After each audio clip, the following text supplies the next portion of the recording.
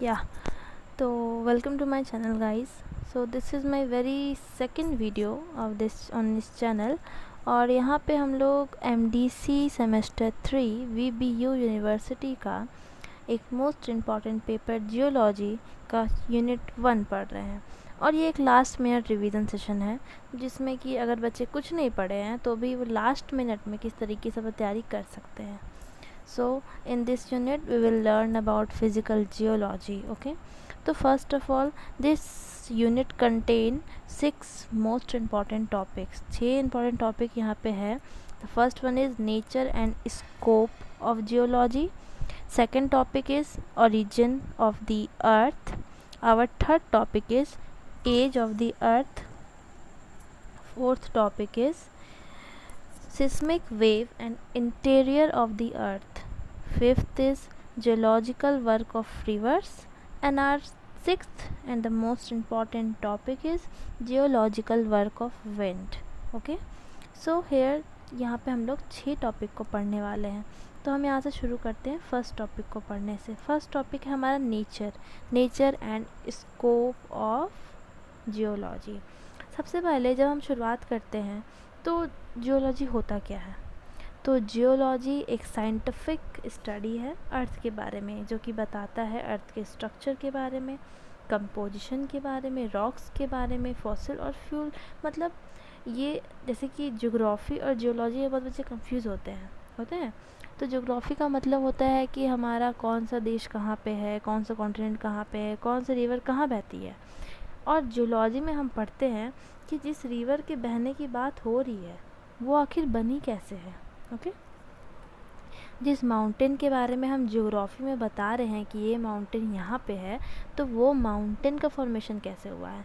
तो the main topic और the main scope of geology is to about the origin of earth, structure, composition, rocks, mineral, fossil, shape, है ना। ऐसा इसके बारे में हम लोग कहाँ पढ़ते हैं, जियोलॉजी में पढ़ते हैं।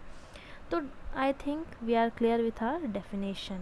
Now second, scope, the most important topic, that is what is the scope of geology. तो scope of geology में हम लोग पढ़ते हैं study of earth materials, जैसे कि rock, mineral, fossil। ठीक है, इसके बारे में हम लोग पढ़ाई करते हैं। फिर understanding the earth history and evolution, किस तरीके से अर्थ इवॉल्व हुआ है ना। क्या वो पहले रॉक था, क्या वो पहले कुछ डस्ट पार्टिकल था, उसके बाद एक प्लैनेट बना। इन सब के बारे में हम पढ़ते हैं। फिर है exploration of mineral and energy resource.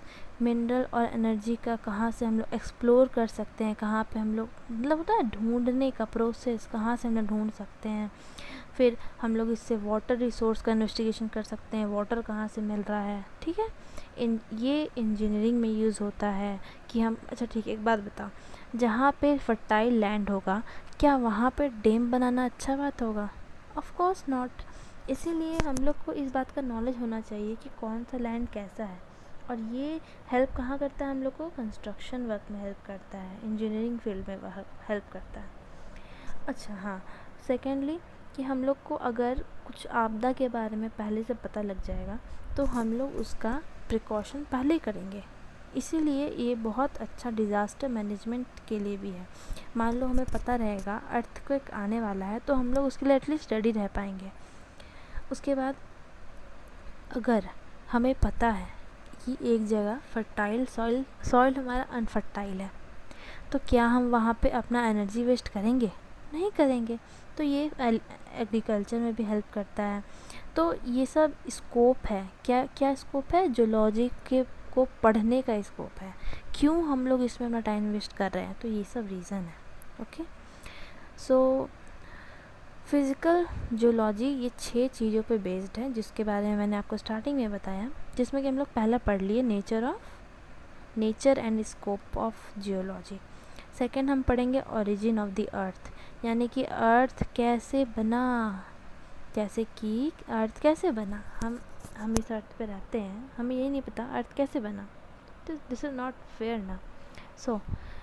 So the earth formed about 4.54 billion year ago from a huge cloud of gas and dust, जिसको हम लोग सोलर नेबुला भी कहते हैं, सॉरी नेबुला नेबुला नेबुला सो सो देखो, हमारे अर्थ में, हमारे वर्ल्ड में बहुत सारे विद्वान साइंटिस्ट रहे हैं, और उसमें से कुछ कुछ लोग हैं जो बहुत चीज़ों के बारे में स्टडी करते हैं, बट सबका परसेप्शन अलग अलग होता है। ओके, फॉर एग्ज़ाम्पल किसी के लिए प्लांट कुछ और है, किसी के लिए प्लांट का परसेप्शन कुछ और है। तो इसी तरह इसमें भी बहुत सारे थ्योरीज दिए हैं, ठीक है। तो जिसमें कि सबसे ज़्यादा एक्सेप्टेबल थ्योरी है नेबुलर हाइपोथेसिस। तो इसमें क्या होता है, इसमें सोलर नेबुला किस तरीके से बनता है ये बताया गया है। स्टार्टिंग में एक सोलर नेबुला बनता है, किसके कारण? ग्रेविटी के कारण। देखो स्टार्टिंग क्या होता है, स्टार्टिंग में एक क्लाउड था, ठीक है। क्लाउड किससे भरा था? क्लाउड गैस से और डस्ट से, ठीक है।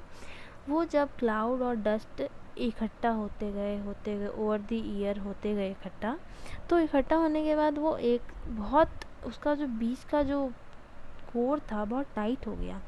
कुछ समय के बाद वो ग्रेविटी के कारण एक दूसरे में होता नहीं, ग्रेविटी से क्या होता है, खिंचाव होता है। तो वो खिंचाव होते होते बीच में एक बहुत बड़ा सा कोर बन गया, रिजल्टिंग कि वो एक सन बन गया, ठीक है। एक गैस पार्टिकल, एक गैस से बना हुआ एक पता नहीं, एक बहुत बड़ा कुछ मैटर थिंग बन गया। उसके बाद क्या हुआ, उसके बाद उस सन तो बन गया, लेकिन और भी जो पार्टिकल बच रहे थे, वो पार्टिकल आपस में कोलाइड करते करते प्लैनेटेसिमल्स बन गए। क्या बन गए? प्लैनेटेसिमल्स बन गए। और वही प्लैनेटेसिमल आपस में जुड़ते एक प्लैनेट का रूप ले लिए, जिसमें से कि हमारा अर्थ भी है। ओके, सो ये एक बहुत ज़्यादा एक्सेप्टेबल थ्योरी है। और भी यहाँ पे थ्योरी के बारे में बात किया गया, जैसे कि पहले प्लैनेटेसिमल हाइपोथेसिस, मतलब इसमें क्या है, इसमें सन के तरफ एक कोई भी स्टार पास करता है, वहाँ से जब निकलता है तो वो एक प्लैनेटेसिमल बनता है, उसके बाद वो ठंडा होता है और उसके बाद वो प्लैनेट बनता है। टाइडल हाइपोथेसिस में कहा गया है एक जॉइंट स्टार है जो कि सन के नियर होता है, टाइडल फोर्स होता है, टाइडल फोर्स से क्या होता है, उसका गैस बाहर जाता है, वो ठंडा होता है और फिर जाके वो प्लैनेट बन जाता है, ठीक है। लेकिन अभी एक बहुत एक्सेप्टेड थ्योरी है मॉडर्न नेबुलर थ्योरी, जिसमें कि क्या होता है, जिसमें कि यहाँ पे देखो जिसमें कि यहाँ पे 4 फोटो दिखाया गया है। नेबुलर, सोलर नेबुलर पहले है, फिर वो रोटेटिंग डिस्क में बदलता है, फिर वो प्लैनेटेसिमल में बदलता है, फिर वो प्रोटो प्लैनेट्स में बदलता है, एंड लास्ट में जिसको हम अर्थ कहते हैं वो बन जाता है। तो ये हमारा सेकंड टॉपिक है। थर्ड टॉपिक है हमारा एज ऑफ द अर्थ। तो age of the earth calculate करने के लिए 2 तरीके हैं। पहला तरीका है रिलेटिव डेटिंग।